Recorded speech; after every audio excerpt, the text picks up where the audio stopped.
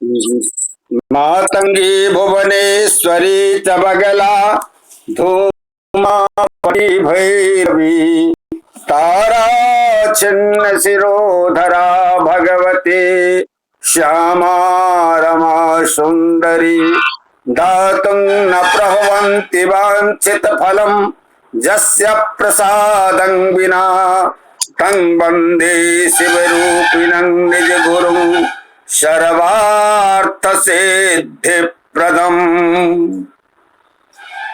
ओम नमस्तस्यै।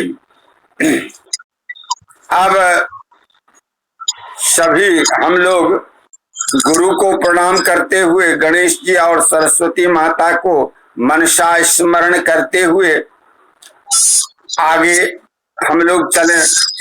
तो प्रायः अब हम समझते हैं कि दशम भाव तक तो हम लोगों को किसी को दिक्कत नहीं होना चाहिए।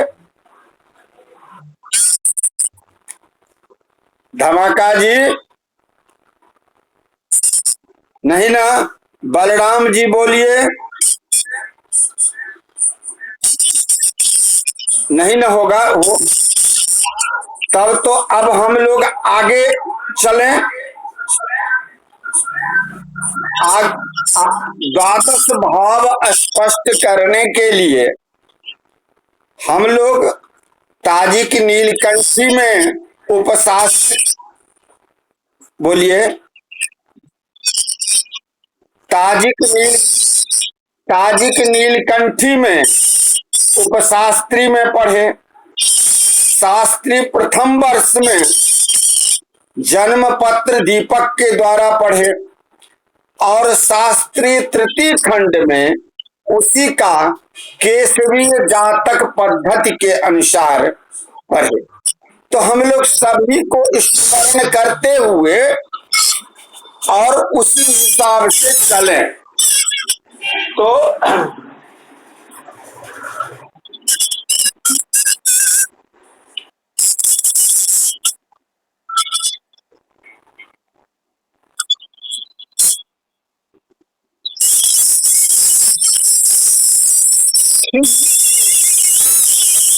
ये क्या हो गया? कहीं आवाज आ रही है। तो हम लोग जो सौसंधि भाव द्वादश भाव जो ताजिक नीलकंठी में उपशास्त्री में पढ़े थे उसमें पति यह था खखडभे लग्न खे जाया तुर्जो लग्नो न तुर्जतः खष्ठांश युक्तनु संधिरग्रे खष्ठांश योजनात् त्रयः ससंदयो भावा खष्ठांशो नैक युक्त सुखात् अग्रे त्रयः खड़े बंते भार्धयुक्ता परेपि खट खेटे भाव समय पूर्ण फलं संधि समय सुखम।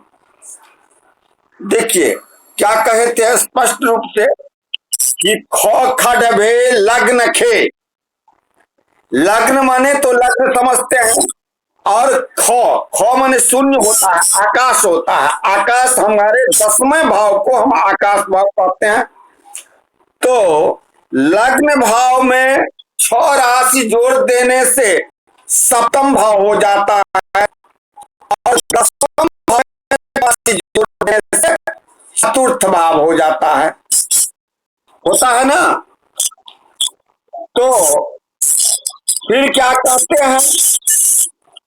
तो ये कौन सा ख खडभे लग्न जाया, यानी जाया माने सप्तम भाव, सूर्य माने चतुर्थ भाव। अब उसको क्या कहते हैं? अब मतलब चौथे भाव को लग्न में, चौथे भाव में लग्न को घटाने से जो शेष होगा उस शेष को राशियादि घटाने पर जो शेष राशियादि होगा उसको हम अंशादि बना करके और 6 से भाग देने पर षष्ठांश होता है। क्या करते हैं? दीजिएगा। चतुर्थ भाव में सबसे पहले पद में क्या कहे हैं? ख खडभे लग्न खे। लग्न माने प्रथम भाव, ख माने दसम भाव, दसम भाव में और लग्न भाव में स खडभे अर्थात 6 जोड़ देना है। तो लग्न में 6 राशि जोड़ देने से सप्तम भाव होता है। दसम भाव में 6 राशि जोड़ देने से चतुर्थ भाव होता है। आगे कहते हैं जाया तुर्ज लग्नो न तुर्जतः। अब तुर्जतः चतुर्थ भावतः लग्नो न, लग्न पूनम अर्थात लग्न को घटा दीजिए। उसको घटाने चतुर्थ भाव में लग्न भाव को घटा दिए। जो शेष बचा उसको हम अंशात्मक बना करके 6 से भाग दिए। तो वह क्या निकल गया? क्या निकला है? आवाज डबल अबै छै। हाँ आवाज आवाज सब डबल। कहियो म्यूट कऽ लेथिन। अच्छा कने म्यूट कर तऽ लिअ, म्यूट कर तऽ लिअ।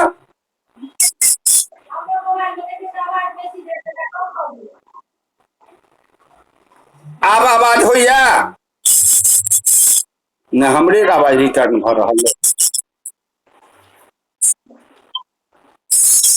अच्छा ठीक है, ठीक है। तो कतऽ से नहीं बुझलिए ऐसे कहू की करबाक छै? समाकाजी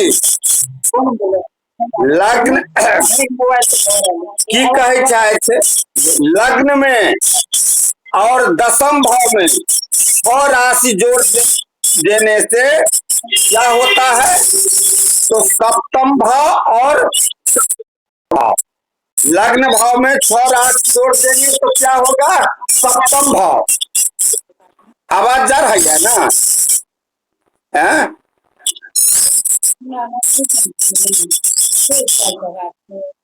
नहीं ठीक है, मोबाइल में हाँ। या निकेश जी आवाज नहीं जा रही है? अच्छा आप नजदीक में है ना? तो लग्न भाव में 6 राशि जोड़ देने से सप्तम भाव और दसम भाव में 6 राशि जोड़ देने से चतुर्थ भाव। हाँ और फिर कहते हैं क्या? लग्नो न तुर्जतः, चौथे भाव में लग्न भाव को घटा दीजिए। जो भी शेष बचे उसको अंशादि बना करके 6 से भाग दीजिए तो खष्ठांश हो जाएगा। उस खष्ठांश को क्या करना है? युक्त तनु, खष्ठांश युक्त तनु लग्न भाव में जोड़ देंगे तो संधि रग रहे। अब उसको उस खष्ठांश को लग्न में जोड़ देने से क्या हो जाएगा? लग्न संधि। फिर लग्न संधि में जोड़ देने से फिर कहते हैं इसी प्रकार खष्ठांश योजनात्। अब खष्ठांश को जोड़ते जाएंगे। जैसे लग्न में हम खष्ठांश को जोड़े तो लग्न भाव का संधि आ गया है ना। फिर लग्न संधि में संधि को जोड़ने पर द्वितीय भाव आ गया। द्वितीय भाव में खष्ठांश को जोड़ने पर द्वितीय भाव का संधि आ गया। द्वितीय संधि में जोड़ने पर तृतीय भाव तथा तृतीय भाव में जोड़ने पर तृतीय भाव के संधि एवं तृतीय संधि में जोड़ने पर चतुर्थ भाव का संधि। इसके बाद संधि भाव में आनयन के लिए एक राशि में खष्ठांश को घटाकर चतुर्थ भाव में जोड़ने पर पंचम संधि और पंचम संधि में जोड़ने पर खष्ट भाव हो जाएगा। खष्ट भाव में जोड़ने पर खष्ट भाव की संधि निकल आती है। समझ गए? फिर कहते हैं अग्रे त्रयः खडेव बहुते भारदयुक्ता परे पिखट। अब इस प्रकार आगे पूर्वोक्त विधि से संधि सहित स्वभावों का आनयन कर लेने के बाद क्रम पूर्वक लग्नादि एवं संधियों में 6 राशि जोड़ने से संधि सहित 12 भाव निकल आते हैं। ये तो हम आपको थ्योरी पढ़ा दिए। अब देखिए है क्या, आप लोगों को उस दिन का जो उदाहरण दिए हैं 30 अप्रैल वाला, उसका तो सारा प्रथम लग्न दशम लग्न बना है। ओ धमाका जी, धमाका जी, आप कहाँ ध्यान है आपका? नहीं कुछ सुन रहे हैं? सुन रहे थे लेकिन म्यूट करने से आवाज। अच्छा ठीक है। तो अब वो जो 30 अप्रैल को जो बनाए थे उदाहरण, लग्न और दशम भाव बनाए हैं ना, हैं? तो अब लग्न और दशम भाव है, उसको लाइए कॉपी पर और तब जो थ्योरी पढ़ाए हैं उसको प्रैक्टिकल कीजिएगा तब ना। अब हम इसको, ये तो ताजिक नीलकंठी में आपको जो पढ़ाए यही बात है। अब जन्म पत्र दीपक में इसका जो पद्य है, यह जन्म पत्र दीपक का लिखते हैं, जन्म पत्र दीपक में। अच्छा 32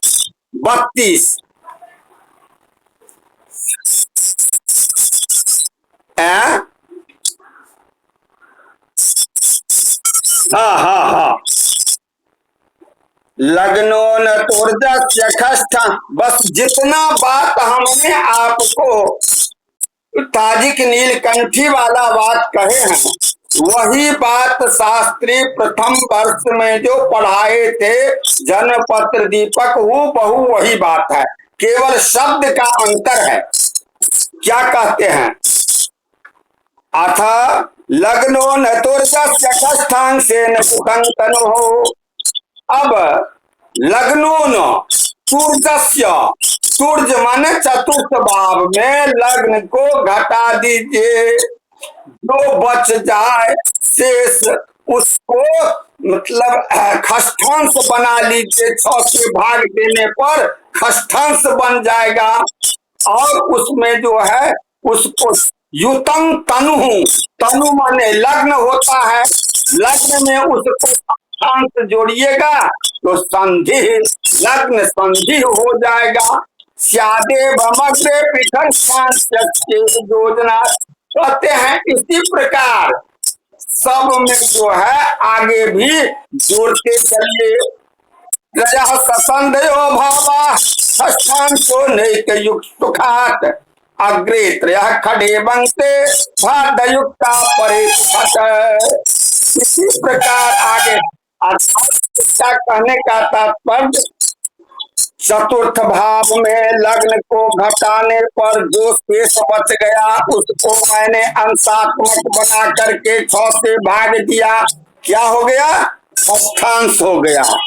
उसको लग्न में जोड़े, लग्न में उसको जोड़ दिया तो क्या हो गया? लग्न की संधि।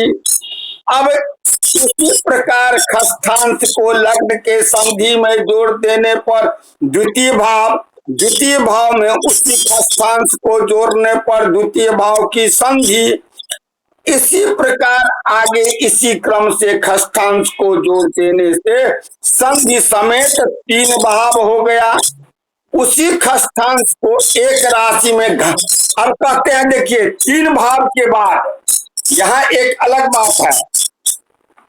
जब संधियो भावा षष्ठो नैक युक्त सुखात, अब कहते हैं 3 भाव हो जाने के बाद खष्ठांश को एक राशि में घटाकर जो शेष बचे उसको क्या करना है? नैक युक्त सुखात, सुख भाव में, यानी सुख भाव कौन सा भाव होता है? चतुर्थ भाव। चतुर्थ भाव सुख भाव होता है। उसमें जो है कहाँ थे, एक राशि में घटाकर और उसको चतुर्थ भाव में आगे क्रम से जोड़ दिए, युग सुखा। तो अग्रे त्रय खड़े बंसे, अब आगे आगे का जो है 3 भाव निकल गया, अर्थात कौन संधि सहित 3 भाव आ गया, 6 भाव तक आपका आ गया। अब इसमें इसी प्रकार 6 भावों में 6 राशि जोड़ने से सप्तम भाव से लेकर के 12 भाव तक हो गया। ये आपको जन्मपत्र दीपक में जितना बात तारिक नीलकंठी में पढ़े हैं उतना ही बात इसमें आ गया। अब आइए, अब हम लोग पढ़ते हैं किसमें, तो केसरीय जातक पद्धति, इसी वस्तु को शास्त्रीय तृतीय खंड, शास्त्रीय तृतीय खंड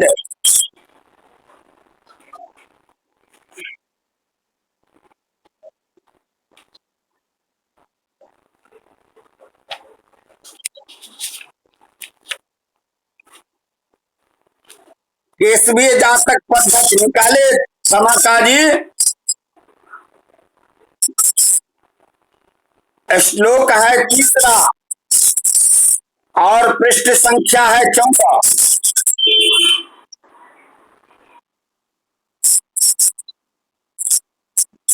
हाँ,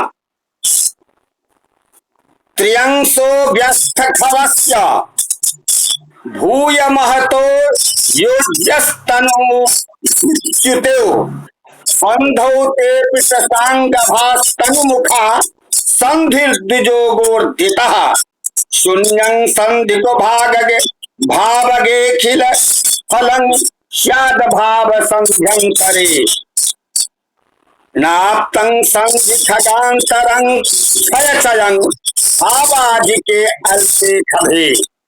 अब देखिए क्या कहते हैं, व्यस्तः, व्यस्तः अस्त भाव जो है, हम अस्त भाव कहते हैं सप्तम भाव को।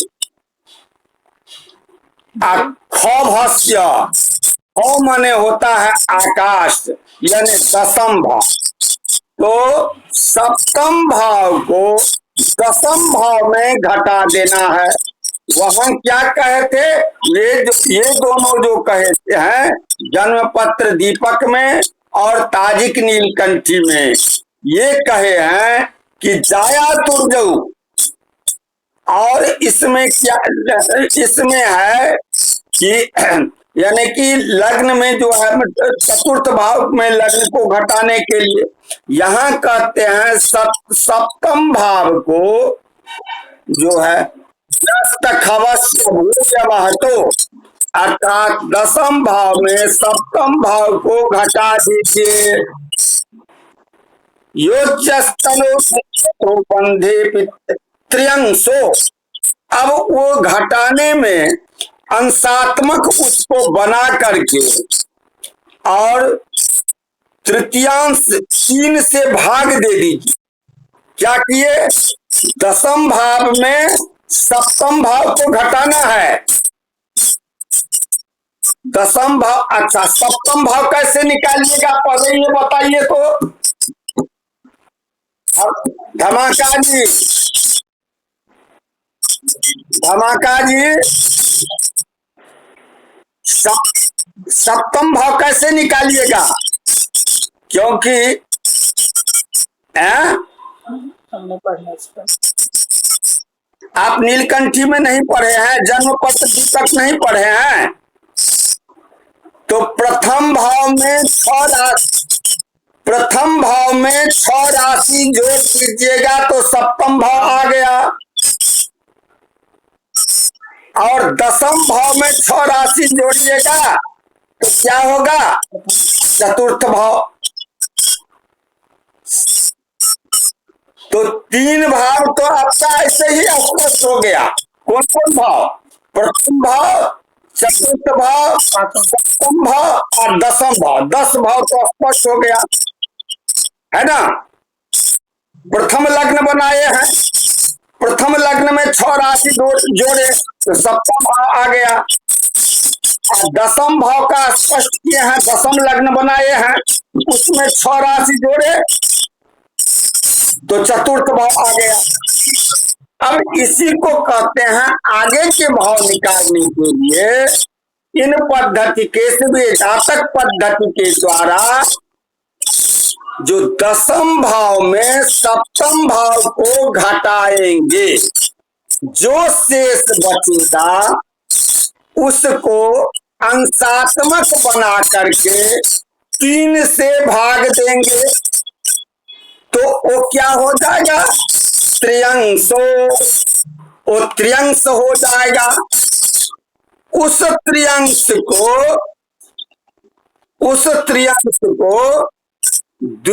लग्न में जोड़ने से द्वितीय भाव हो जाएगा। लग्न में उस तृतीयांश को जोड़ने से क्या हो जाएगा? द्वितीय भाव। अब फिर तृतीयांश को 2 से गुना कर देंगे, तृतीयांश को 2 से गुना कर देंगे। द्वितीयोते द्वितीयतो मैंने 2 से गुना कर देंगे तो क्या हो जाएगा? और लग्न में जोड़ देंगे, 2 से गुना करके लग्न में जोड़ देंगे तो क्या हो जाएगा? तृतीय भाव। क्या सब हुआ बताइए? तृतीय भाव तक में क्या सब हो गया?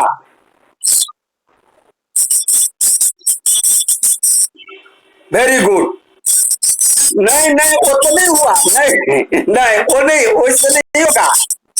दसम भाव में सप्तम भाव को घटा दीजिएगा, शेष बटा 3, शेष बटा 3, समझ गए? तो शेष को 3 से भाग दीजिएगा, जो बराबर फल मिलेगा, जो फल मिलेगा उसको लग्न में जोड़ने से द्वितीय भाव होगा। और फिर उस तृतीयांश को 2 से गुणा कर देंगे और लग्न में जोड़ने से वो तृतीय भाव होगा। इसी तृतीयांश में 2 राशि में घटाकर, अब देखिए अब क्या करना है, इस तृतीयांश को 2 राशि में घटाकर शेष को चतुर्थ भाव में जोड़ेंगे तो वो पंचम भाव आ जाएगा। फिर उस शेष को 2 से गुना करके चतुर्थ भाव में जोड़ेंगे तो वो खष्ठ भाव हो जाएगा। समझ गए? अगर आप लोग करते जाते तो और अच्छा से समझ। इस प्रकार हमको द्वितीय भाव, तृतीय भाव, पंचम भाव और खष्ठ भाव हो जाता है। हो गया ना? बुझलिए?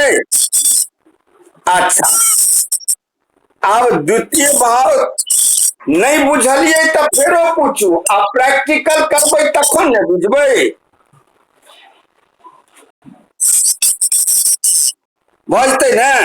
ठीक। अब अहाँ के क्या राय स्पष्ट भ गेल? धमाका जी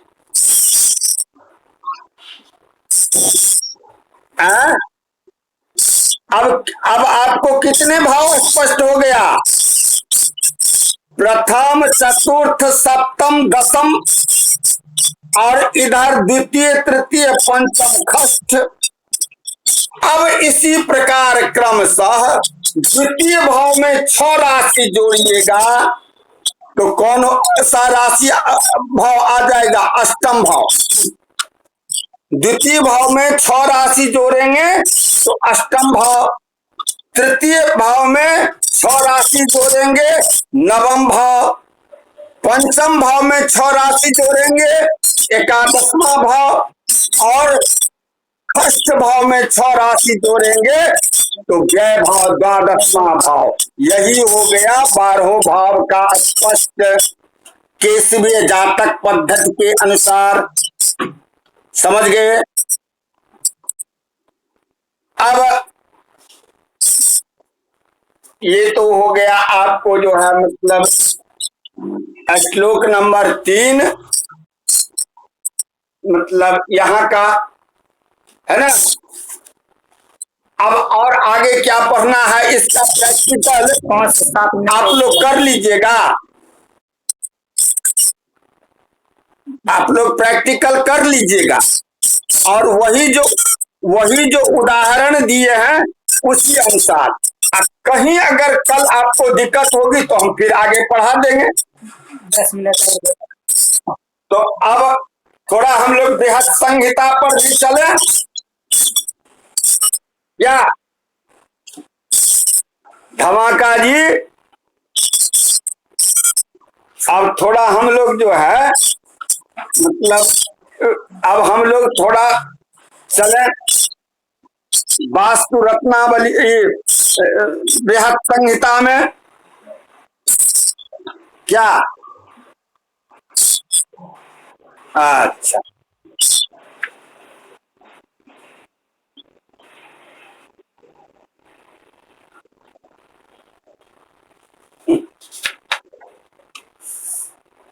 बलराम कट गया।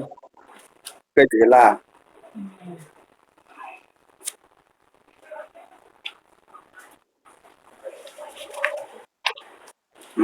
किछ विद्यार्थी फोटो ने देखा है। नहीं देखाई से हम की करबे। हमरा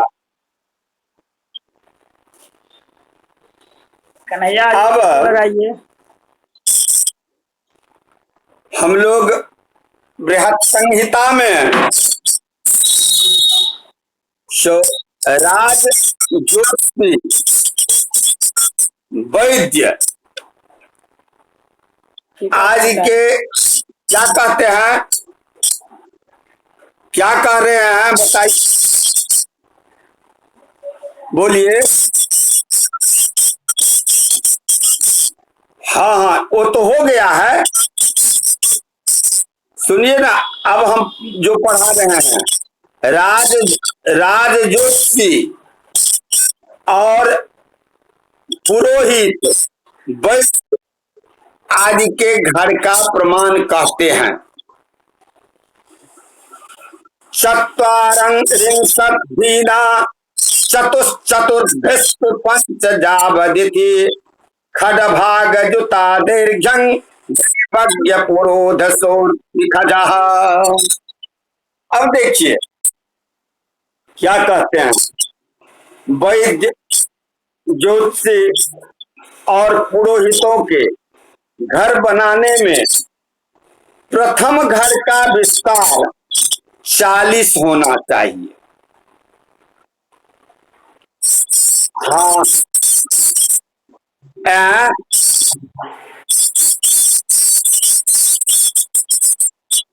कथियो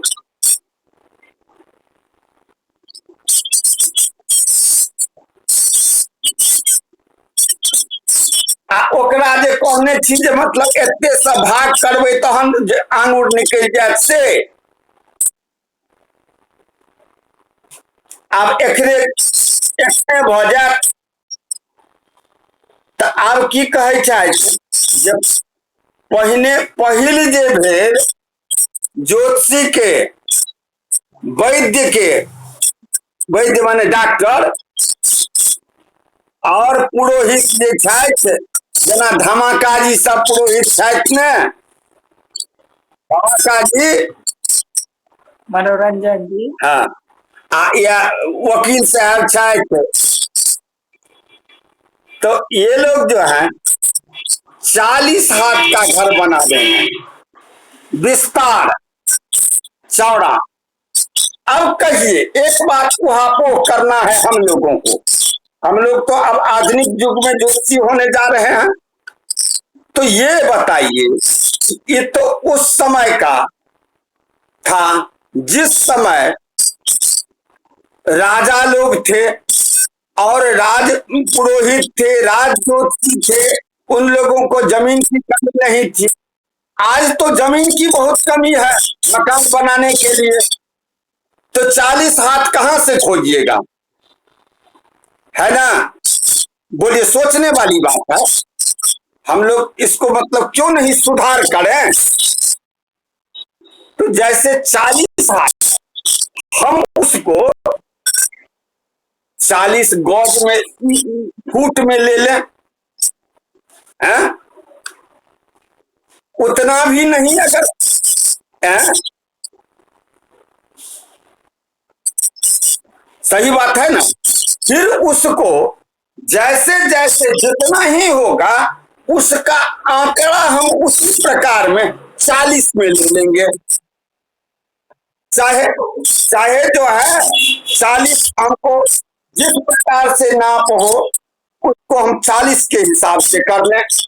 अपनी क्षेत्रफल की टुकड़ा को 40 बगल में बांट लें, है ना? और जो अलग अलग जो और 4 घर होगा उसको क्या कहते हैं? चत्वारिंशद्धीना चतुश्चतुर्भिष्टो। और जो 4 घर बनेगा उसको 4 हाथ कम करते जाएंगे, अर्थात दूसरा 36, तीसरा 32, चौथा 28, पांचवा 24, है ना? अब उसके अपने अपने छठे भाव जोड़कर जो हो उतना दीर्घ हो जाएगा। और कैसे 40 का खष्ठांश उसमें जोड़िएगा, खट भाग जूता, तो 40 हाथ 16 अंगुल हो जाएगा, है ना? फिर जो है दूसरे घर का जहां 36 होगा उसका 42 होगा, तीसरा का 36 हाथ 8 अंगुल, चौथे का 32 हाथ 16 अंगुल और पांचवे का 28 हाथ 10।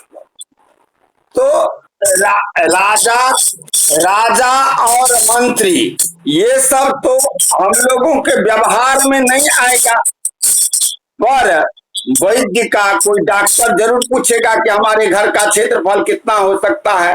ज्योतिषी है तो हम ज्योतिषी अपने ही लिए भी, या जो हमको पूछने के लिए आएगा तो हम बता सकते हैं। ये तो व्यावहारिक वस्तु है ना। वैद्य है, आज पुरोहित है, उन सब के लिए ये है। अब देखिए गृह की ऊंचाई, ये तो विस्तार और दैर्घ्य के, लंबाई, दैर्घ्य माने लंबाई और विस्तार माने चौड़ा, लंबाई चौड़ा की बात है। अब ऊंचाई के बात में औकातों ने कह रहे हैं कि गृहस्य वास्तूनि जो विस्तार स्व एव चोच्छ्राय निश्चयः शुभदः शालैकेषु गृहेष्वपि विस्ताराद् द्विगुणितं दैर्घ्यम्। अर्थात गृह विस्ताराद् द्विगुणितं दैर्घ्यम्, गृह में जितना विस्तार है उसी के तुल्य ऊंचाई होनी चाहिए। तथा शालैकेषु गृहेष्वपि, एक साल वाले घर में विस्तार से द्विगुणित दैर्घ्य होना चाहिए। एक साल माने क्या समझे? यानी जिसको हम कहते हैं आजकल अंग्रेजी में जिसको कहता है एक महला, यानी सीधे घर बना करके छोटा। तो जितना हमारा विस्तार है उसको उसके दुगना, तो मान के चलिए जैसे 40 है तो मतलब हम उसको 80 हाथ ऊंचाई कर सकते हैं। तो यही ऊंचाई के विषय में कहे हैं। परंच 100, ये भी शास्त्रकार मना कर दिए हैं कि 100 हाथ लंबाई से ऊंचा घर नहीं बनाना चाहिए। समझ गए ना। 100 हाथ ऊंचाई से घर आगे नहीं, ऊंचाई वाला नहीं बनाना चाहिए।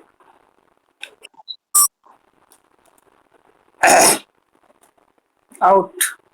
हैं? ओके जी, कठिन है, कठिन हुई तन हट दो। हाइट देवे ओके करियो ना, हाइट देवे। हाँ टाइम शेष है 10 मिनट का लो ने 10 मिनट चल